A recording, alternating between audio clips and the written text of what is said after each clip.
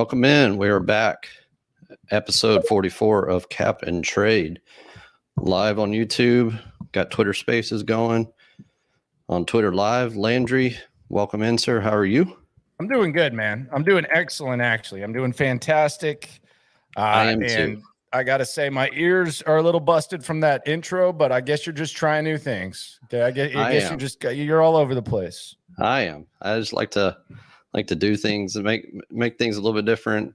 You know, trying out new things until we find the best way through this. But no, man, it's good to be back. It's a lot going on this past week or so.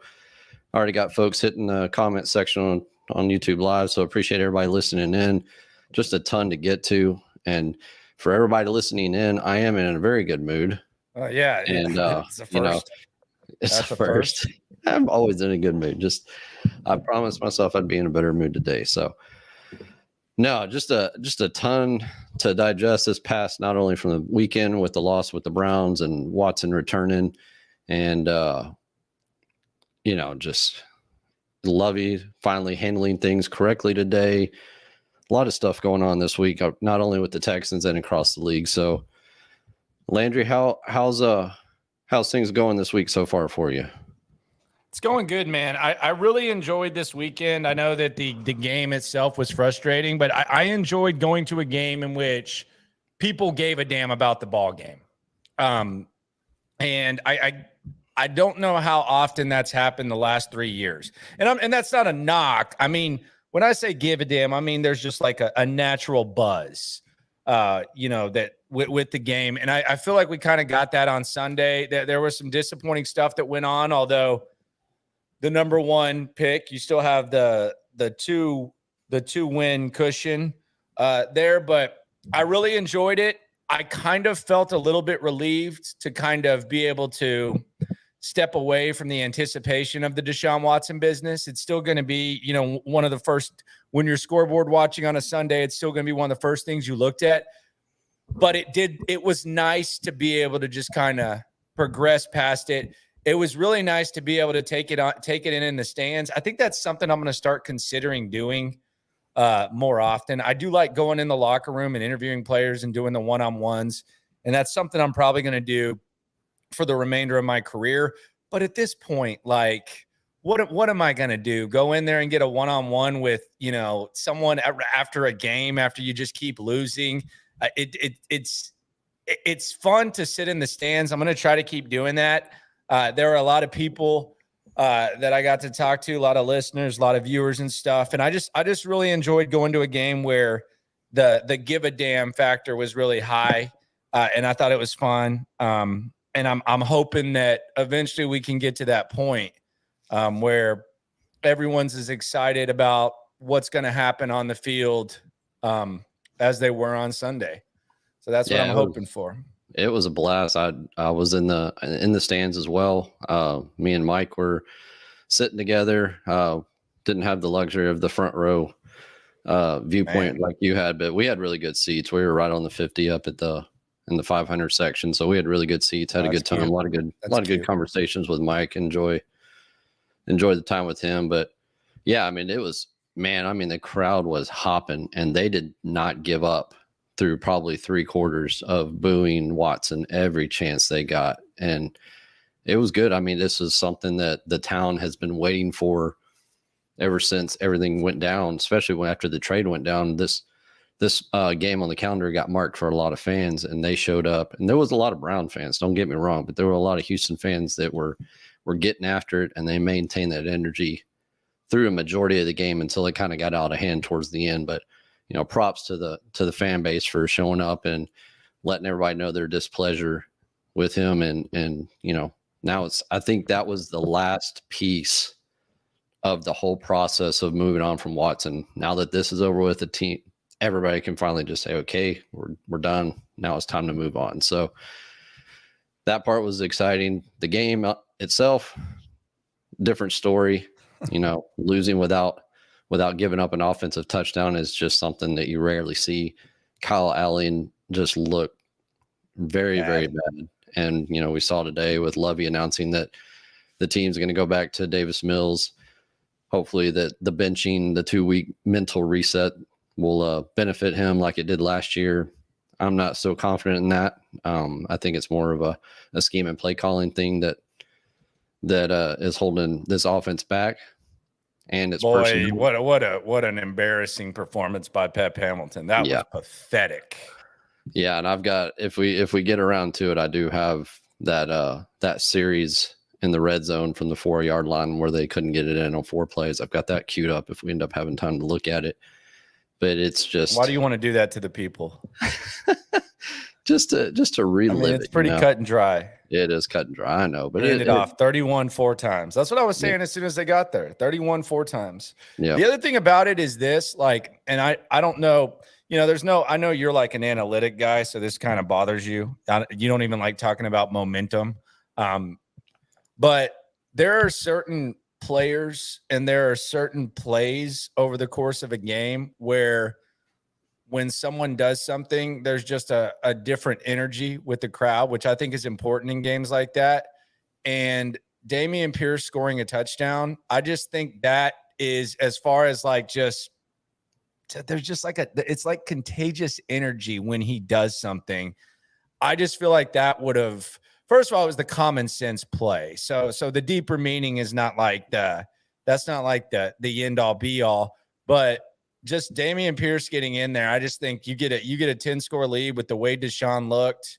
I just think it completely changes things. And that's even just ignoring the fact that it was just common sense that, I mean, come on.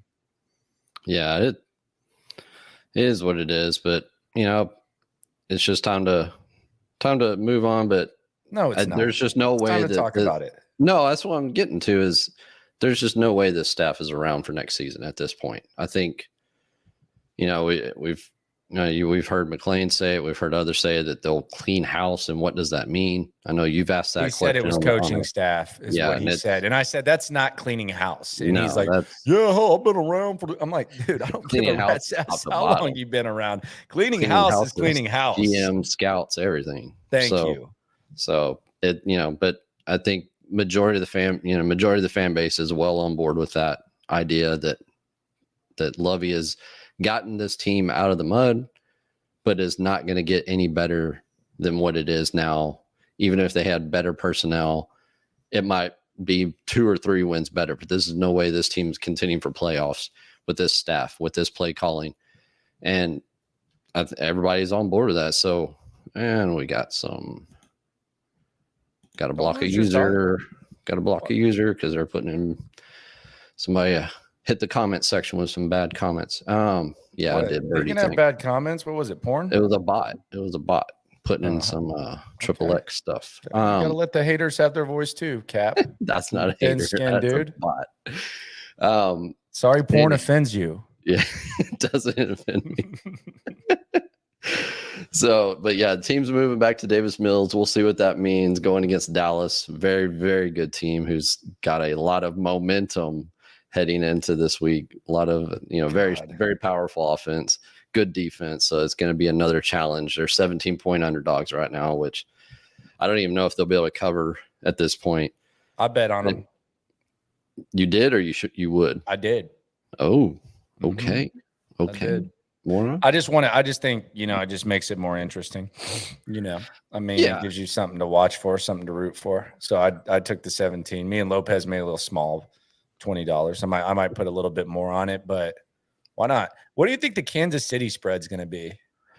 14, 15? If they put another performance like they did against Cleveland,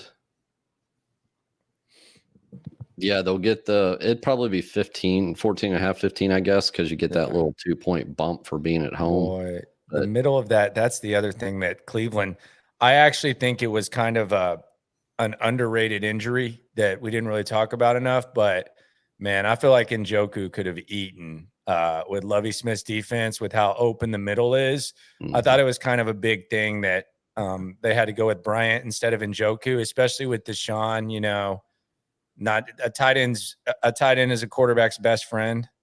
And I thought that Njoku would have really feasted. I thought that was kind of a break for the Texans. And I think Njoku is going to be back. I wouldn't be shocked to see him and Deshaun develop pretty decent chemistry very soon. I don't know that he would have maybe had a successful day just because of the rust that Watson exhibited. I mean, his accuracy, he was throwing balls into the turf. Yeah, I mean, he couldn't even throw swing passes. So I mean, that was to be expected, and the game will get, game will slow down for. Yeah, I mean, it was 2 years since he's played, and I get practice, and I get the game speed is something you cannot replicate until you get out there. All right, Skip. Yep.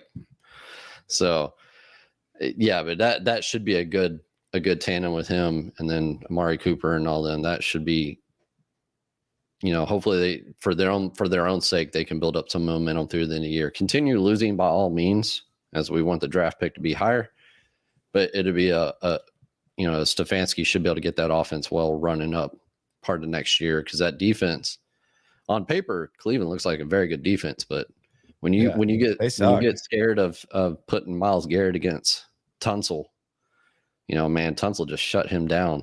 And, the offensive line actually held up this week. I was fairly impressed. They had a few mistakes, especially when folks got down the interior, but for the most part, the offensive line held up. The defense, held up for the most part, but this time it was Frank Ross's squad that had some trouble, and Kyle Allen coughing up the football. And he doesn't teach them to miss tackles, though. Like that punt return. That's what the we punt talk return about. Was perfectly played. It was perfectly placed. It was perfectly strategized.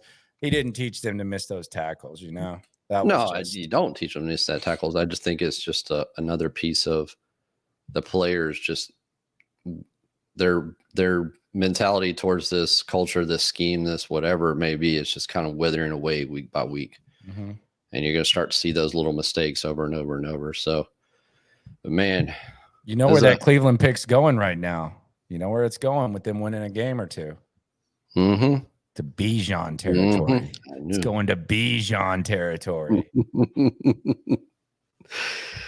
Yeah, no, it's, the one other thing from the game that I thought was interesting, is the third week in a row that Jalen Petrie was back at center field free safety 3 games in a row. He seems to be in this system, however long that system stays around after the season. He seems to be doing a little bit better there in center field. He's on In the Loop tomorrow, by the way. Yeah, I saw that. Big deal. He's on In the Loop tomorrow. Odyssey app, Sports Radio 610. Yeah. But no, I mean, there's a lot to get to tonight. We already had a ton of questions on Twitter and other, a couple of folks DM me some questions, and we got some questions already in the comment section. So we got a lot to get to. But one thing I wanted to ask you about, and I don't think that they would take away play calling duties from Pep Hamilton. I think they're just going to ride that through the end of the year. But is there anybody on this staff that could call plays on the offensive side of the ball if they were to let go of Pep Hamilton? I mean, they say Ben McDaniels, but he's only been an offensive coordinator one time. It was at Rutgers a few years ago. I don't think it was like remarkable. That's the only guy that I would even think to know. I don't know that they have really like anyone experienced outside of that. Okay. Ben McDaniels. Yeah, Josh McDaniels' brother. Yeah, I just don't think that there's much. There's nobody really in the staff to take over for that, so I don't really think there's any chance. I think they're just going to leave the staff in place. There's really nothing to gain at this point by letting go of Pep and bringing in somebody, letting somebody else call plays, because they're just not going to be around for next year anyway. So that would be my take on it. There's been a lot of folks hitting me up on that. If Pep Hamilton's going to end up calling plays for the rest of the year. But what else is going on? So we have Blake Cashman get a 1-year extension. Good for him. $1.8 million, special teamer, depth at linebacker, $850,000 guarantee. Yeah, you say he's got the swagger. I don't know that there'll be any more extension candidates. I know Tavier Thomas he's getting back to his ways that he was last year, coming off the injury. They were talking about getting him extended towards the first of the year, but I think the team's kind of a little capped out at this point. Maybe they can get him. Maybe they do the extension towards right at the end of the year or something like that. But no, let me see here. I had some Okay, those are all NFL things. We'll get to those in a little bit. So a couple questions. I know a lot of folks have been talking about Caserio, especially today, in the last few days. Like I mentioned a week or so ago, the villain tag will shift over to Caserio, and it looks like that's kind of happened. And I just don't see any way that this team moves on from Caserio in the offseason. I think he is going to get one more shot. He's going to get the rare third chance at selecting a head coach that rarely happens for a GM.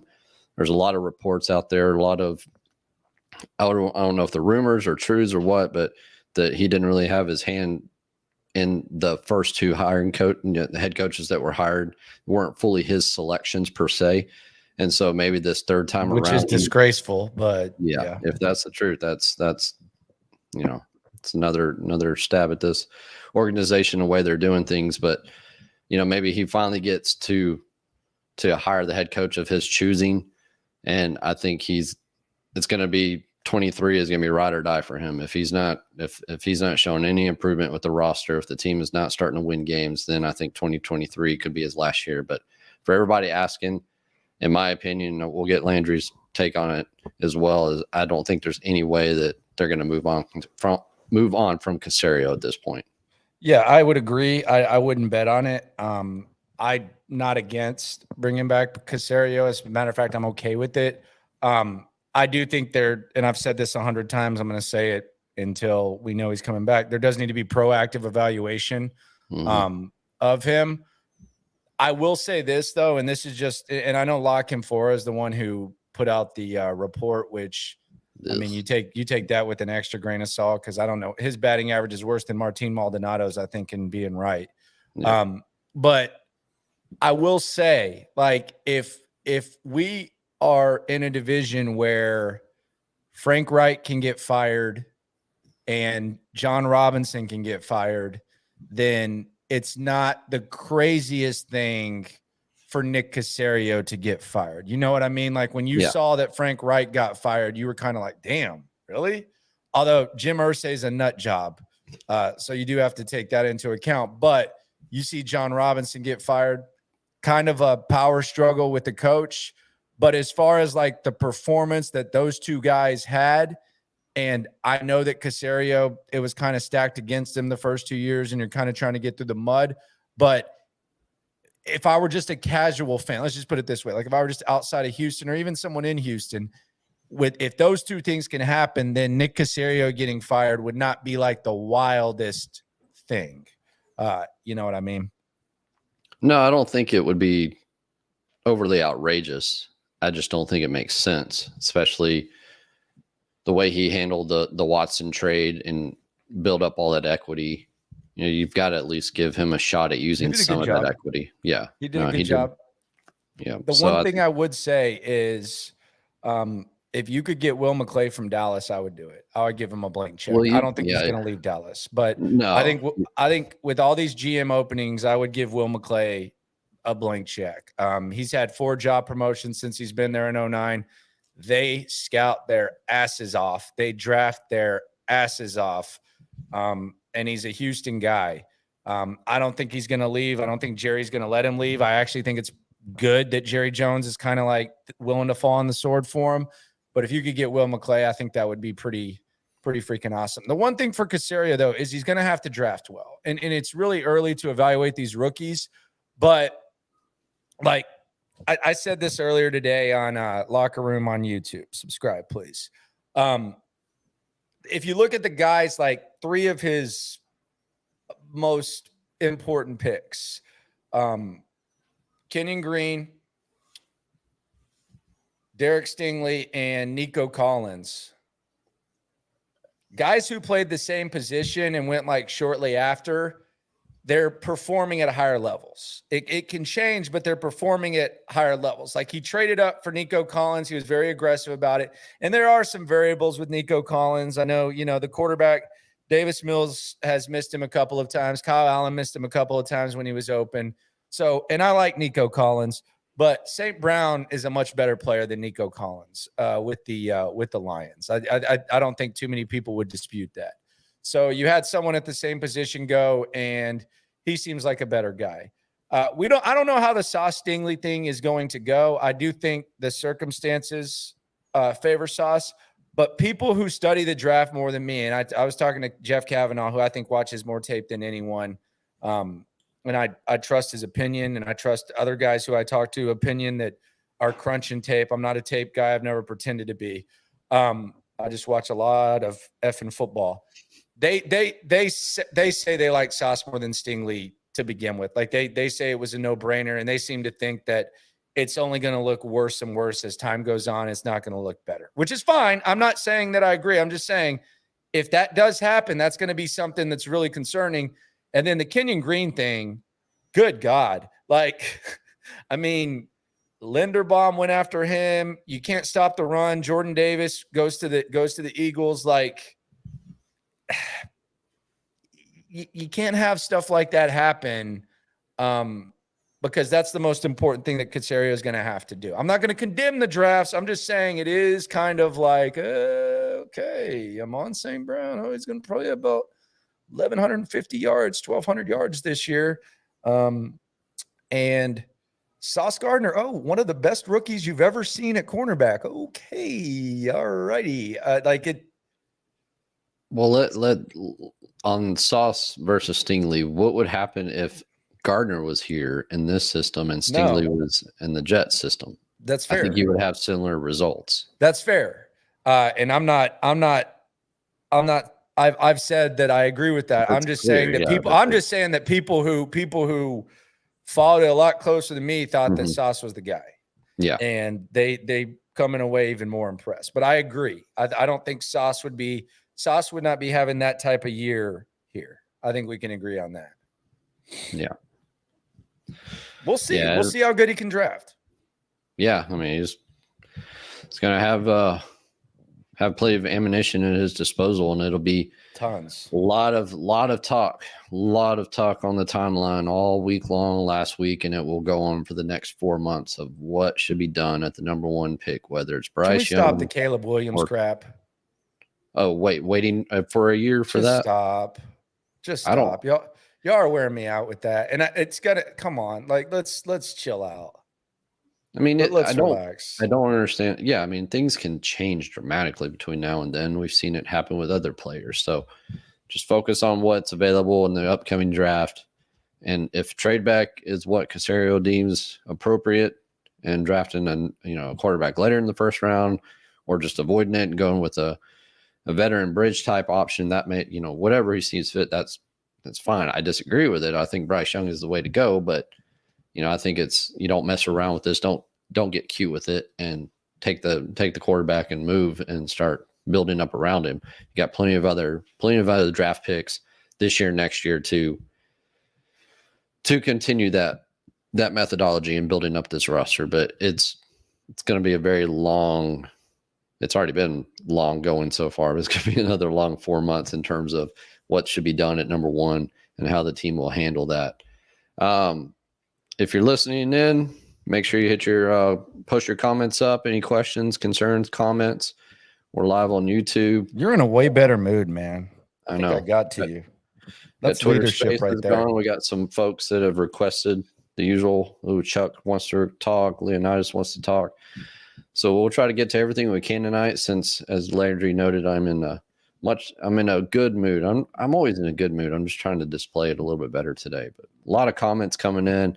So I really appreciate everybody listening in, and we'll got a few other things to talk on, but we'll let the folks kind of get in here, and we'll let's see here. If I can remember how to do this here, we'll go over to Chuck over on Twitter Spaces. Let him voice his wonderful concern. Good evening, Chuck. Hey, gentlemen. Good evening. Good evening. Hey, Landry, I have a love-hate with you, to be honest with you, with some of the things you do. But I'll tell you what, man, you put it out there, and you got it. As far as put out your moxie, I appreciate that. I just want to get your opinion, and Cap and I go back and forth about Caserio. I just don't understand why everybody is just down Caserio right away. Maybe it's the Patriot type of I guess, exhaustion, so to speak. But damn, guys, dude's been here for less than 2 years, 1.5 seasons. Watson rolled on him. I don't understand why everybody wants to get rid of Caserio, and Cap knows, man. I'm all over the Caserio train, kind of like how you were on the McCown train for a hot minute. But seriously, man, how does that look now? By the way, was McCown the right choice after all? No, just kidding. Go ahead. I just love that. I just love listening to McCown train when you got that together. That was one of the epic moments. But I mean, honestly, guys, I hear some back and forth about it. I don't understand why dude gets like a year and a half. I agree with you guys or about, he probably didn't have a choice of coach, but man, there ain't nobody GM wise that could come in here, do what he's done with what little he had. And I guarantee you, man, with all that scandals going on with Flores and all that, what coach would really come in here? So I'm going to jump off on that note, but man, honestly, Caserio needs another 2 full years, and the drafts, they don't come to fruition at least until the first, the 4 years, and you have the 5th-year option on them for the first rounder. So yeah. I'm just fed up with that. I think he needs a full 2, guys. Thanks. Yeah, thanks, Chuck. Yeah, I don't disagree. I mean, I don't really have any issue with. I mean, there are little things.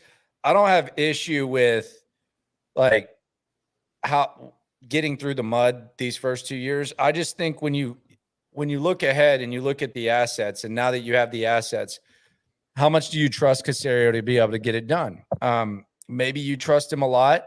Maybe you don't. And I've been Caserio's biggest proponent. I just think it's a year-to-year thing, and it's a fluid process. And I could understand there being like some concerns about Caserio moving forward. Now, as far as the notion that I don't think anyone could do as good as he has, I disagree with that wholeheartedly. I don't. Now, does it really matter? And could you make a case it's better that they've been this bad this year? I think so. But I mean, the Watson trade, I'll give him his props, but some of the other stuff, maybe it's because they're in the situation. But when you look at Justin Britt play last year, and you look at Kamu Grugier-Hill play last year, and you say, I got, and some other Christian Kirksey and some other guys, you say, I need to bring those guys back. Is that an evaluation problem? When you're paying Reeves Maben what he's getting paid, I mean, what the hell did you see there? When you do the Marcus Cannon random ass flip swap, and I think some people think this was an Easterby thing, could have been, and you're paying him what, $7 million this year in dead cap? Is that right, Cap, or is it 5? Something like that. Yeah, like, it's just it. I mean, yeah. What is that? Then the Shaq Lawson trade, like you could have just saved $7-8 million for Bernard McKinney. Like, what the hell was that? So, I mean, and Brandon Cooks he's quit on the team. I mean, if we're just being honest, he's quit on the team. What is that? So, yeah, I mean, I don't think that it was a good situation where you're going to have a lot of success the first 2 years. I agree that he didn't have his pick of coaches, but as you kind of flip the page there, you hear kind of some of the stuff that Caserio says. You think like if he's not going to be able to handle these assets, you're screwed. Like you're absolutely screwed, and people are just tired of getting screwed. So, yeah, I think it's reasonable to wonder, what Nick can do. We don't even know how he approaches free agency. Like we don't know, and maybe that's exciting, but I don't think anyone in this town that's followed this team should just give someone 100% trust. I think skepticism should be a very healthy thing with what's happened in the past, and given the fact that he has some of the same connections of the guys that are responsible for creating this shit show. So he's definitely had his share of misses for sure. And I think it's just more so everybody's focusing on, he had a lot of cleanup work that he had to do, clean up the salary cap, clean up the roster. He's turned it over. I think those some folks looking at. How do you think he cleaned up the cap?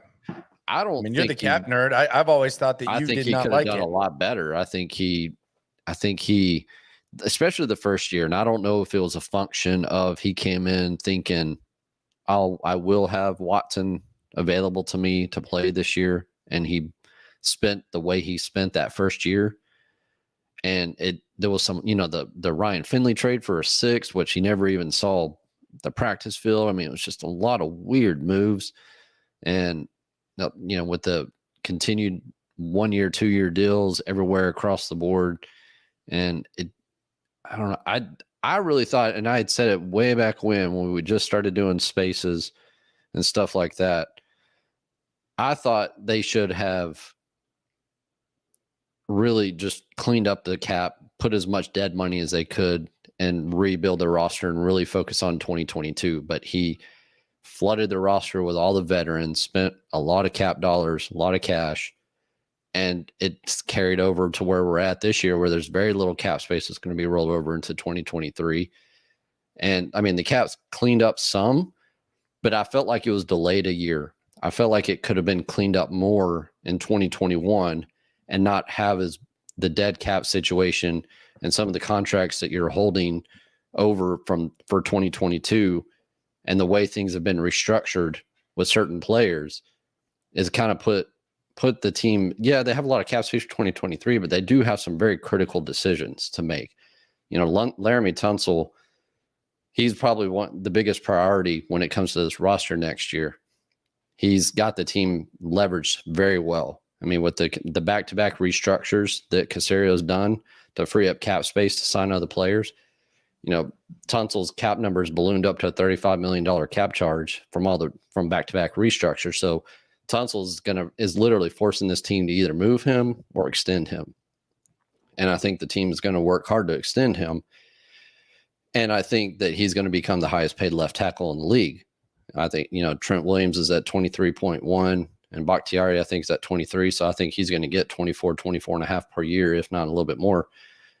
And Tunsil knows how to be a businessman, dude. Yes. You got to respect that. He's done very well for himself, and he's managed that situation, especially without having a formal agent. He's got some very good consultants with him. I will say that, but the man's all about business, and I respect it. And he is having a amazing season. He's probably going to end up being all pro. I mean, he's very low on Pro Bowl voting just because that's a function of the record with the team. But to answer your question, no, I think he could have done more early in the process to clean things up, to get into a better position now versus what the position that they were in. And then re-signing the veterans, like you were talking about, the Kirksey, the Kamagurji Hill, the certain players, Justin Britt, bringing those players back just didn't make any sense in many people's minds, and giving them 2-year deals with. So it's just, there's been plenty of misses. There's been some good finds, like Steven Nelson, very good cornerback. He's under contract for next year, and some of his draft picks are doing okay. Some of them are not, but I just don't think there's enough evidence of the work he's done for the first 2 years that would suggest not giving him a third year. So that would just be my take on the situation. Hopefully we'll see a little more aggressiveness when it comes to free agency next year. Like I've said over and over and over, free agency is a very, very difficult thing to navigate. It's almost a crapshoot at this point. I mean, you're paying market level for players that their previous team didn't want to re-sign, or maybe that player just wanted out of that situation. But it's very difficult, and I've said it over here many, many times, it's very difficult to find value in free agency. But the team is going to have some cap dollars available. So it'll be interesting to see where Caserio's priorities lie in free agency, what positions he valued. Does he value coverage more? Does he value pass rush more? Is it the New England model where they don't pay wide receivers, but they paid Brandon Cooks a good amount of money, but they might be moving him in the offseason via trade. Might be. So I'm not fully impressed with Caserio as a whole if we were to look at like a 30,000 foot view of it, but I think he's had some good things, and I think he's had some bad mistakes, and some of those may just be first time GM mistakes, early on in the process, like you highlighted with Shaq Lawson and so the way things were handled. But we'll see. Maybe, I don't know if he just needs more help. I know I kind of get that impression that he's like, I'm going to do it myself kind of thing. I got this guy, which was like O'Brien, which is where the skepticism comes in, Yeah. The other thing I will say, all he's got is Lipford, and he's more of a pro personnel guy, not. And he had Easterby, and Easterby was just a joke. Like, he didn't belong as a personnel guy. So I mean, he was a goofball. Did you see him on Sumer Sports tonight? He was on what? The Thomas Dimitrioff company called Sumer Sports. They're building up a consulting company. It's where Eric Eager from Pro Football Focus. What did he do? So they do a YouTube podcast show every week, and he was on. He was on tonight. I watched it for about 30 minutes. Kidding. No, I'm gonna go back and watch. Shoot me that link when you can. I will. Just text it to me, please. Man, get ready to hear the words fixed asset and unfixed asset, because he loves that term. But shoot me that link when you get off here. I gotta hear this crap. The other thing about the Texans that I do, and I don't think it's unfair, because I think they've earned it, but I think you got to take a grain of salt with a lot of people who criticize them, because the goalpost just constantly gets moved. Like, it's not, and look, opinions change. It's a fluid process, but there's a lot of people who, expected them to suck for a certain amount of years, and now all of a sudden it's, they should be. There is, like, they don't get the benefit of the doubt very often, and they don't deserve it, but it does happen. Like, when you hear criticism of the Texans, it does happen quite often, and rightfully so. But I do find that kind of interesting, like when people are talking about stuff. Easterby was on tonight, and you were talking about O'Brien, and when I mentioned Nick maybe being a kind of I do this myself kind of thing, kind of makes me wonder what's playing out in Tennessee if Mike Vrabel's taking that same path. It sounds like he's going to get a lot of power after John Robinson let go. So it'll be interesting to see how that plays out. A lot of questions coming in here. A lot of comments. Appreciate everybody listening in. Here another couple. The Easterby on the Summer Sports or whatever. Sumer Sports, yeah. I'll send you. You found it, or? Yeah, I got it. Yeah, okay. Yeah, it was interesting. It was an hour long.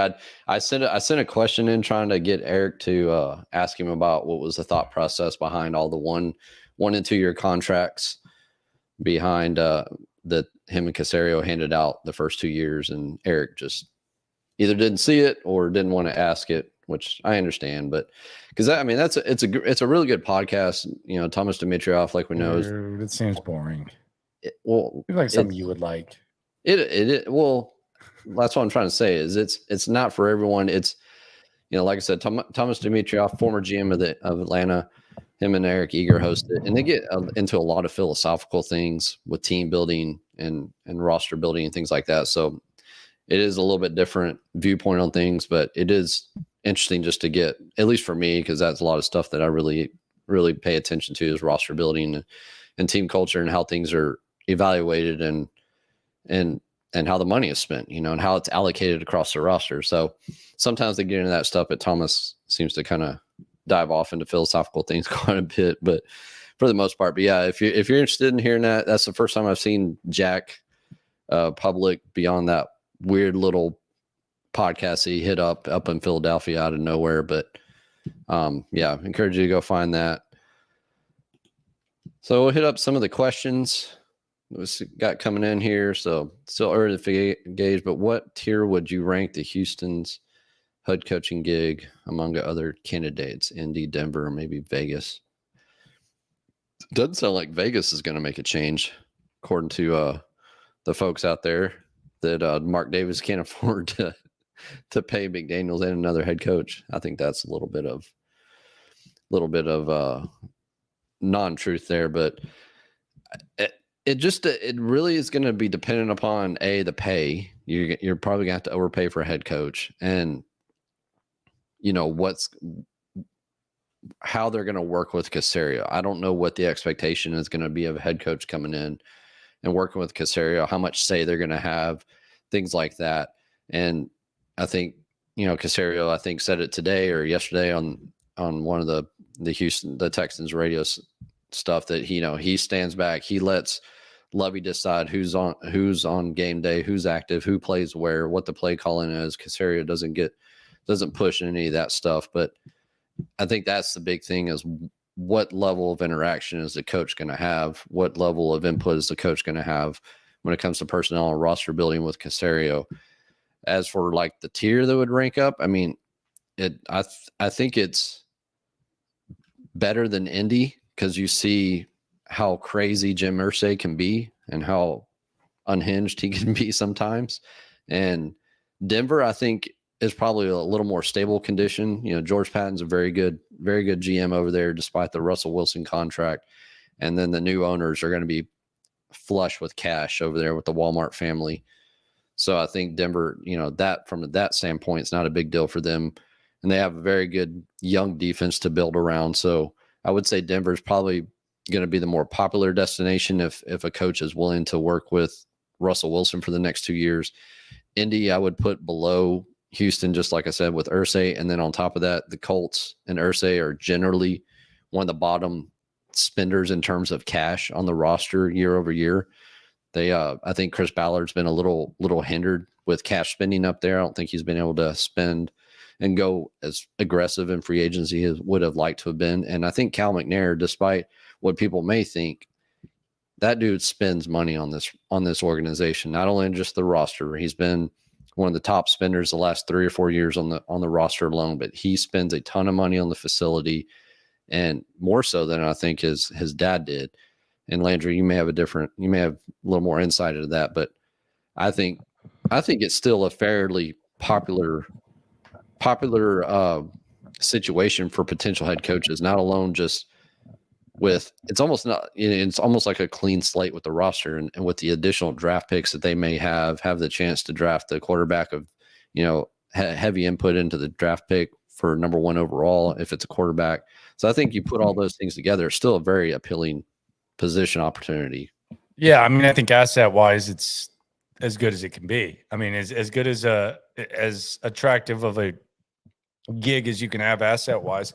How do people feel about Nick and how do people feel about the McNairs is the question. I don't know. I don't know how coaches look at, you know, potentially working with Caserio. I don't think he has like a bad reputation. I think he might be kind of a picky. I think he might have potential to be picky when it comes to the head coach, but it's not at all what it was like the last 2 years. I don't think firing 2 guys after, you know, 1 season consecutively, I don't think that really matters too much. But asset wise, I don't think you could ask for more. 3 top picks in the top 32, likely 1-1. The cap space, I think it's very attractive. I would say Los Angeles is probably going to be the most attractive. I think that's going to be Sean Payton. I think Sean Payton's going to go to LA. Denver, really? Don't know what Denver's going to do. They're definitely going to be done with Hackett. You got to think he's going to be done. What other jobs? Indianapolis. I mean, who's hiring him? I mean, who's even going to be the GM? I mean, there's talk that Ballard could be done. And I don't think it would take him too long to get a job. I would keep an eye on Dallas and how they end the season because they might get in that Sean Payton sweepstakes too. If they have like another one and done type of thing where there's like a disaster like it was last year when they lost to San Francisco, they couldn't get the playoff. I could see Jerry firing Mike McCarthy and maybe even promoting one of his assistants. I think that's an appealing job. They got a really talented roster. But as far as just assets and being able to build, the Texans are right near the top. Do you have any sense of whether or not Kell has learned from his disastrous mistakes early on in his ownership tenure? Well, I mean, he fired Jack. He fired Jack. He fired Bill. I think he's got maybe a little hesitation of how much, you know, O'Brien really worked over this organization with the amount of power that he gathered through the process. And I don't know if McNair is maybe just a little tentative with, you know, the power structure.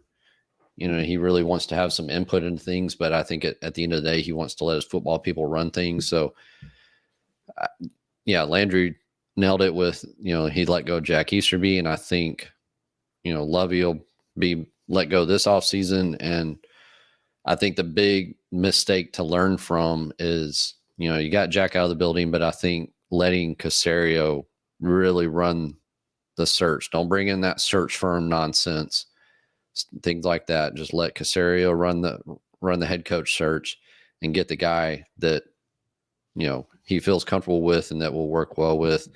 So, yeah, I think for the most part, he's learned a few lessons, and hopefully he'll continue to improve on those. I mean, he's worked his butt off this year trying to get back in front of the fans, whether you like the way he's done it or not. But him and a lot of hamburger jokes out him there. And his wife. Why do people get so mad at that? Like, I don't know. That was cool. No one acted. I mean, he was out there with the people. Like, it wasn't. Yeah, and he's been doing. They've done a lot. The new marketing team has put together some good things for Cal and Hannah to do, and they've been out there on the forefront, much more visible in past years, much more vocal, and so I appreciate that as well. And I think that we'll probably continue to see that. I think they're going to try to make themselves available to the fans as much as they can, and hopefully they continue to learn from their ways. What would be the number one trait you guys look at in a head coach? I don't have like a certain type. Like, some people say offensive, defensive, all that. I don't have like a certain type. I just want a good leader who can hire good people. I want someone that's a little bit new school. I'm tired of these old ass coaches. The retreads have got to go. Yeah, I'm tired of the old school coaches. I would like someone that's a little bit younger, a little bit more innovative. That's kind of where I'm at. Yeah. All right. Let's see. We'll hop over to Twitter Spaces. Leonidas has been patiently waiting over there. Always listening in. Leonidas, what you got, sir? Leonidas. All right. We'll come back to you, man. He didn't appreciate you. He didn't appreciate you making him wait that long. I know. I did make him wait a long time. He'll submit another request. But I did have a couple of questions come through previous to the show. Let's see here. There was one question here. Let me try to find it. So it was more talking about Tunsil. So, yeah, we talked about him already. Yeah. Yeah, we covered that.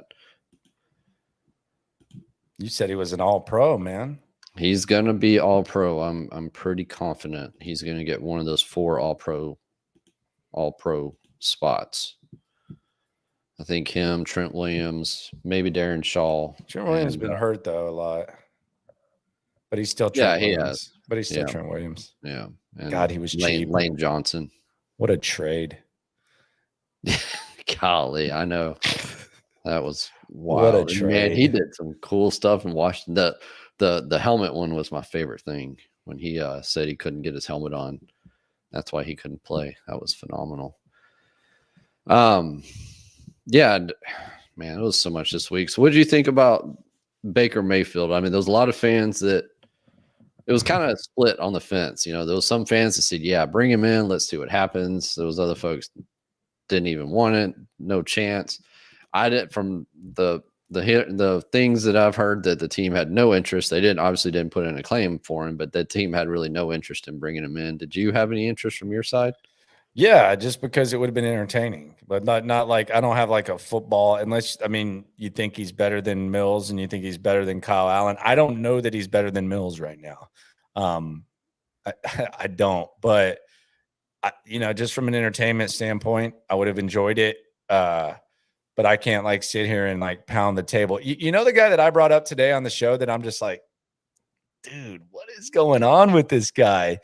And it's because Michael Dugar, who does a really good job covering the Seahawks, he's like the top guy up there, and he's one of the guys who is really, really balanced when it comes to like watching film and stuff. And he's studying up on Carolina for this week, I think. because I think that's who Seattle's got. Dude, Sam Darnold looks freaking good, man. Like, as far as like, we talk about all these like veterans and like bringing in guys just to see what's going on. Like, Sam Darnold looks pretty decent. Like, if you just like, if you're just like watching Sam Darnold, 25 years old, battle tested. Like, I know a lot of people are in the don't draft a quarterback and wait camp. And we hear names like Jimmy Garoppolo, Derek Carr, all that. Sam Darnold might be earning like a chance to go somewhere and compete or maybe be a placeholder if he keeps playing this way. He looks pretty good. Yeah, he is a free agent next year. So how would you sell Sam Darnold as Texans starting quarterback?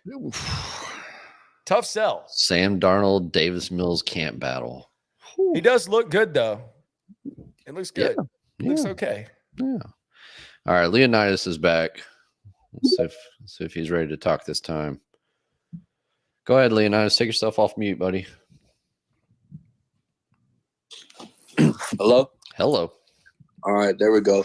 Hey, so I've been listening to what you guys were saying. I agree with y'all about Nick, that if he does mess up with this coaching hire, that he might be gone, or if he actually gets cute in this draft, he could be on the hot seat because, when we look at it, fans are getting tired. They want to find the villain because they thought Jack was the villain. Now they're pointing fingers at Nick. Yep. So I can see how this could go. As far as Lovie, man, the record is atrocious.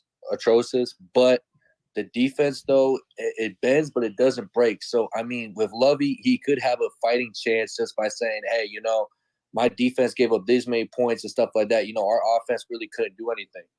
And then with Davis Mills, I got a question for y'all for Davis Mills. If he sat out for these 2 games and got benched, just like last season, he got set down for how many games? A week and a half. Yeah, he got set down a while. It might have been 2.5. Yeah. It was a short period. It wasn't long before Tyrod got hurt again.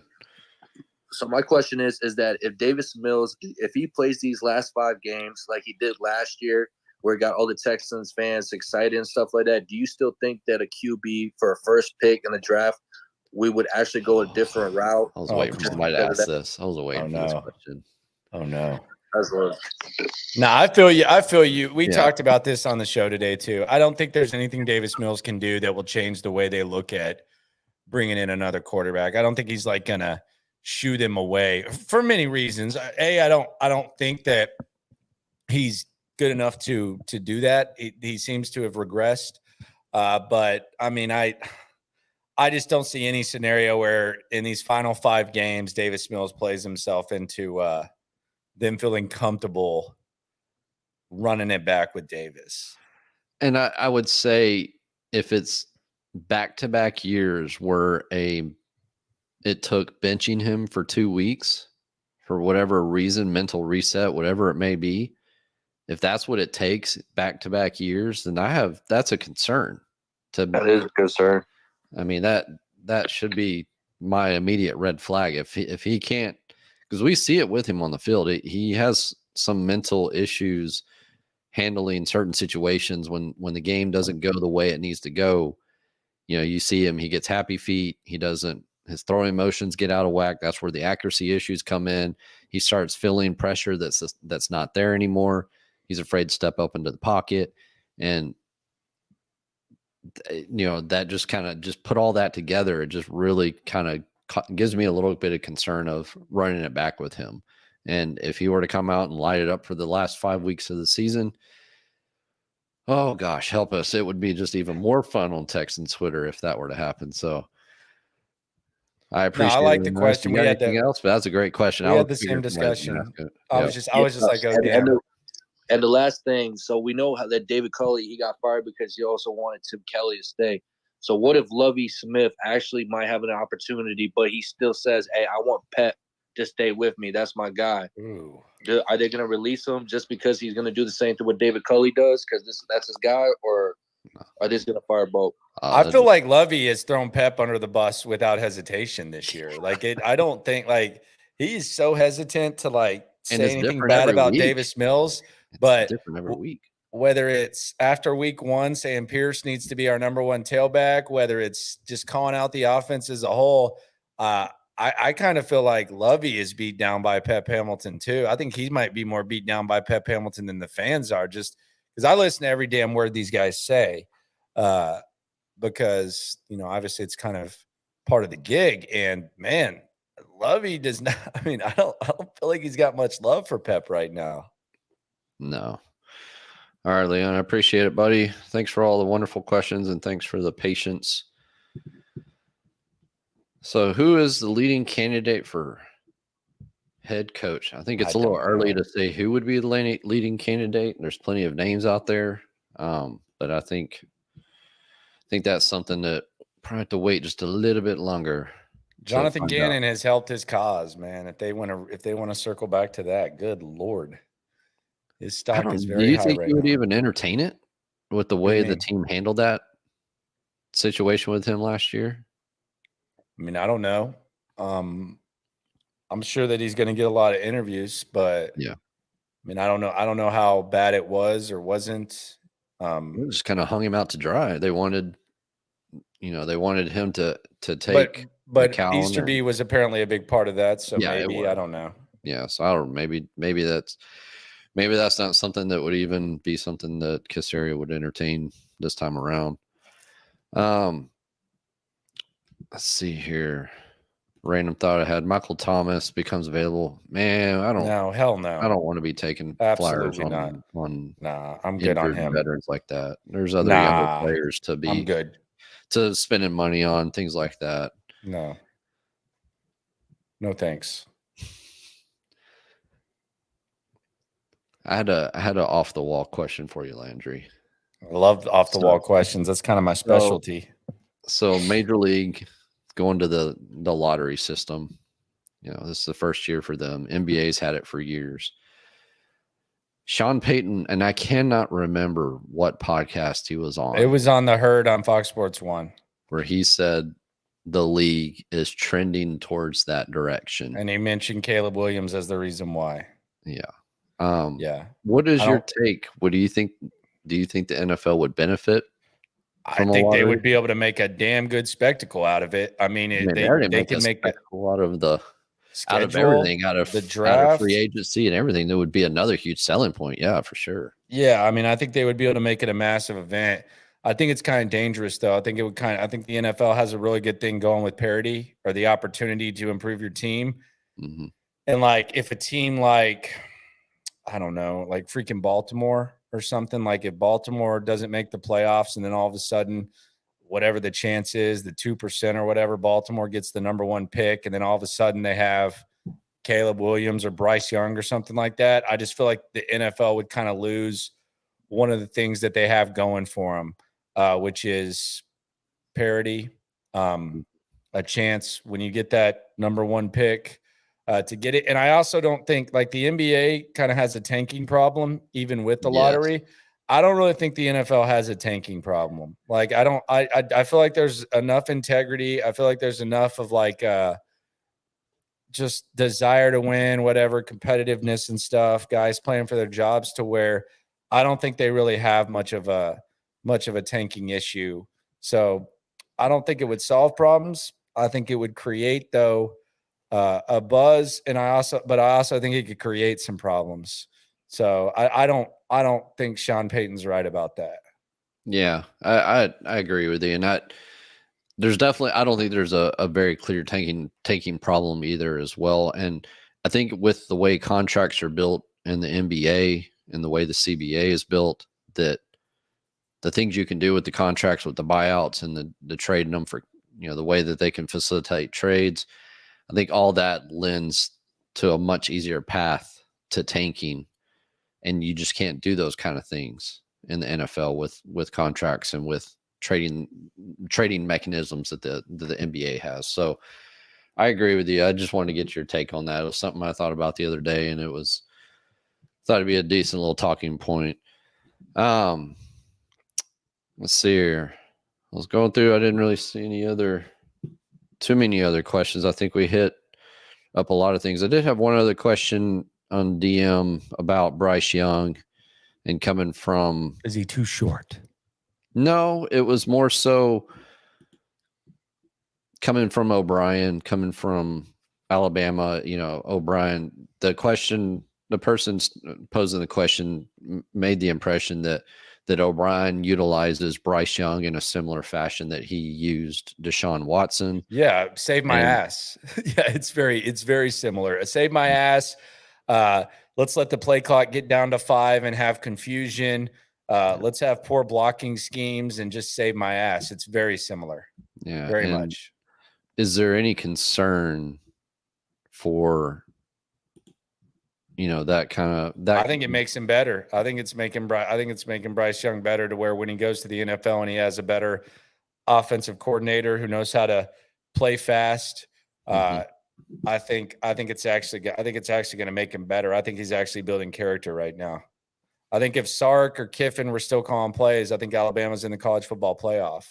I think O'Brien's been kind of the kryptonite for the whole thing, and he's still managed to have moderate success. He being, and I say moderate success by Bama standards. So yeah, don't. I mean, you know how that is. If you lose one game, it's like the end all be all. But yeah, if it were Kiffin or Sark calling plays, I think he might be going for a second Heisman. He's that good. I think he's that good. Yeah, and then on the opposite end of the spectrum, when it comes from traits versus production, then you got the opposite end with Anthony Richardson saying he's going to go to the draft. Huh? Project, man. Major project. Major project. A lot of talent, though. Yeah, I mean, he's cute. 6'4", can run. I mean, it would be cool if got an arm strength. He just 50% completion pass. It's just they said that about Josh Allen. Yeah, and that was in Wyoming. Yeah, and that's going to be the quick comparison is Josh Allen. But well, I mean, I think he is one of those guys where if let's say Cleveland pick is like 17, 18, someone could fall in love with him, and you maybe trade with someone who moves up. Will Levis is getting a lot of buzz. I'm very intrigued to hear what the scouts say about Will Levis, because there's.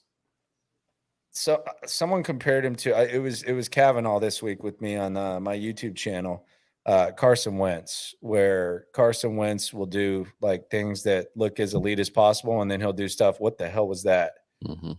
Type of stuff. So that's going to be. I'm really interested to see what they say about Levis. I think Levis is a first round guy for sure. I think he goes. I don't know when Anthony Richardson's going to go, but those are those two guys that